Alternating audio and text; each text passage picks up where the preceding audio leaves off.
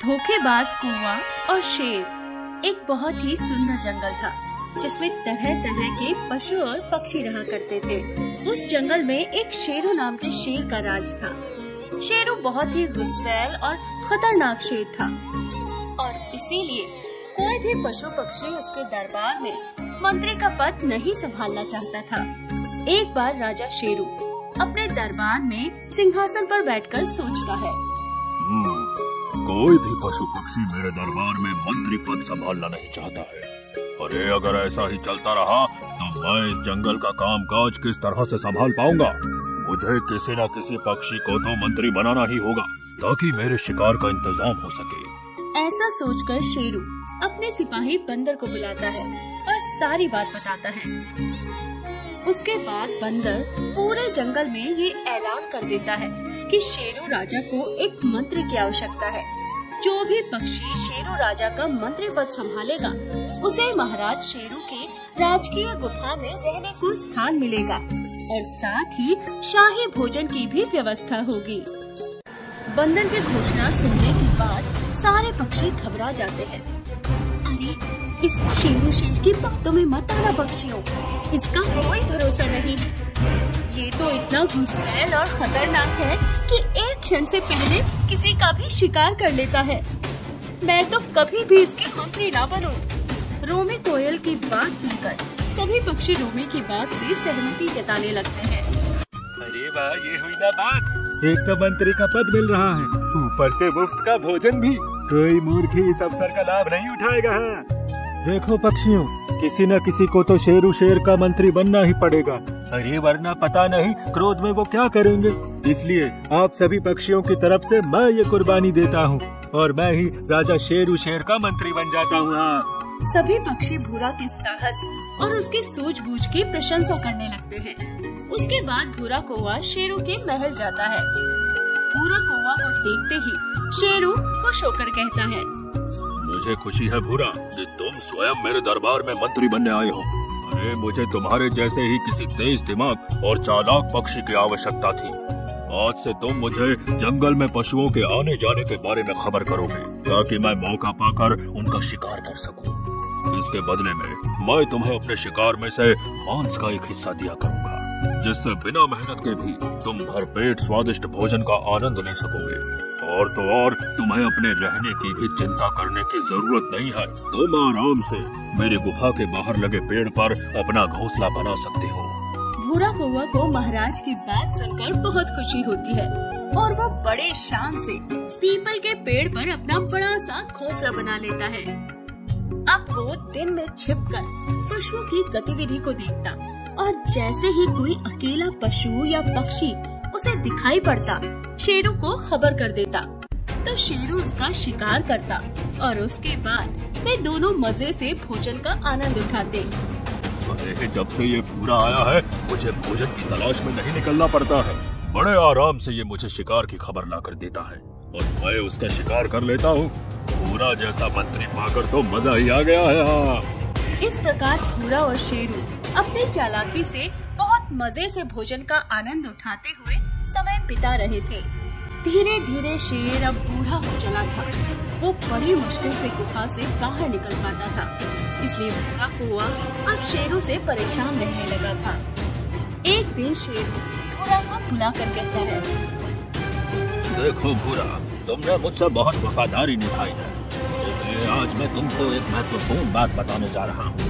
मैं अब बूढ़ा हो चला हूँ और अब दौड़कर शिकार करना मेरे बस का नहीं रहा है। इसलिए अब तुम पशु पक्षियों को धोखे से इस गुफा के पास ले आया करो ताकि मैं उनका शिकार कर सकूं। तुम तो वैसे भी इस काम में माहिर हो, आशा है कि तुम ये कार्य आसानी से कर लोगे। हाँ, अरे ये शेर तो अब बूढ़ा हो चला है, इसका तो अब अपने ही भोजन का ठिकाना नहीं रहा है। इसके साथ रहने का कोई फायदा नहीं है, उल्टा हर समय मुझे इस बूढ़े की देखभाल करनी पड़ेगी। अरे जानवरों को गुफा तक लाना वैसे भी बहुत खतरे वाला काम है। हाँ। ऐसा सोचकर भूरा कौवा जंगल में पक्षियों के पास जाता है।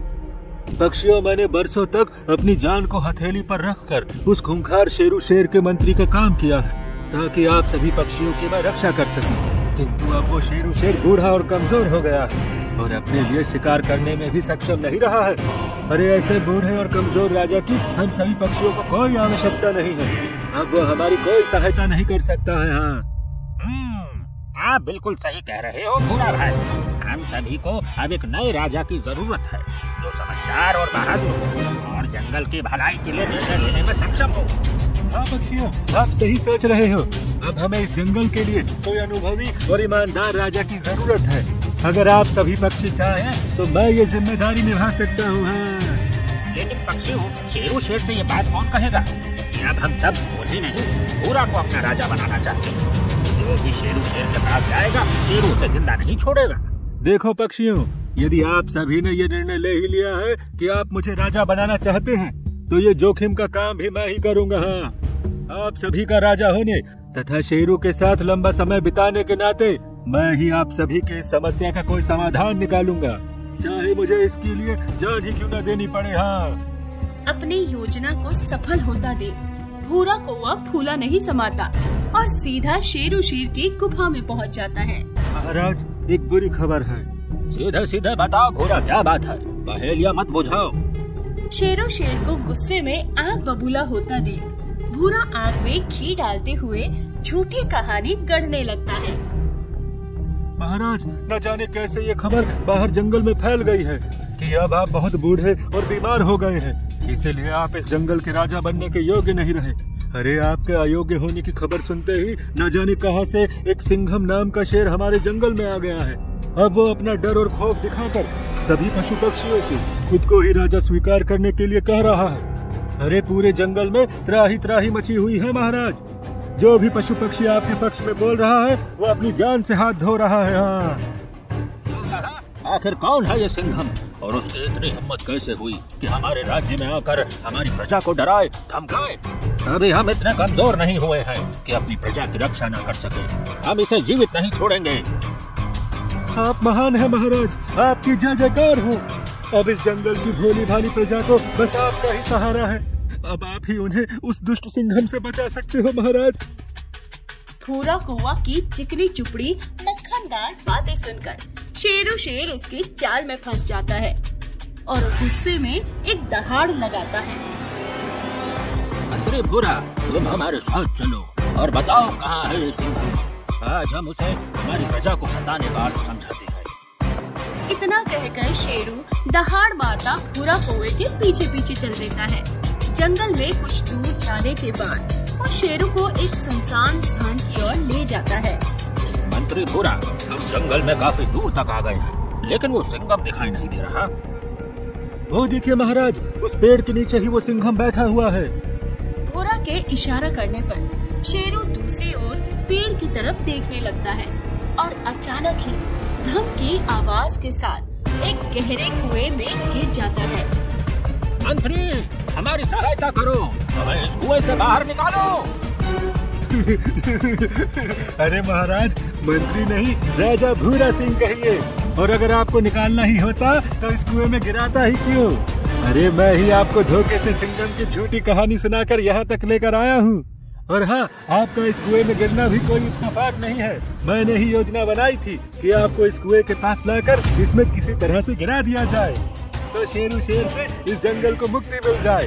अरे इसीलिए मैंने कुएं को घास फूस से ढक दिया था ताकि आपको ये दिखाई ना पड़े। कहिए कैसी लगी आपको आपके मंत्री की दूरदर्शिता और कूटनीति है? मैंने तुम्हें अपना वफादार समझकर भरोसा किया और तुमने मुझसे ही धोखा किया। ये धोखेबाजी नहीं, कूटनीति है शेरू सिंह, और ये मैंने आपसे ही तो सीखी है। इतना कहकर भूरा हंसता हुआ वहाँ से चला जाता है और शेरू शेर वहीं कुएं में चिल्लाता रह जाता है। अगले दिन भाई, आप सभी की इच्छा अनुसार मैंने बहुत ही बहादुरी से उस बूढ़े शेर का सामना किया और उसे यहाँ से भगा दिया है। अब मैं वादा करता हूँ कि आप सभी पक्षियों को कभी कोई दिक्कत नहीं होने दूंगा। हाँ। शेरू के जाने की खबर सुनकर सभी पक्षी खुशी खुशी भूरा को अपना राजा मान लेते हैं और जंगल की राजगद्दी धोखेबाज भूरा को मिल जाती है। इस कहानी से हमें ये शिक्षा मिलती है कि धोखेबाज व्यक्ति अपनी फितरत कभी नहीं छोड़ते। वे कभी भी किसी के सगे नहीं होते। मौका मिलते ही वो अपना रंग अवश्य दिखाते हैं। इसलिए ऐसे व्यक्ति पर कभी भी भरोसा नहीं करना चाहिए।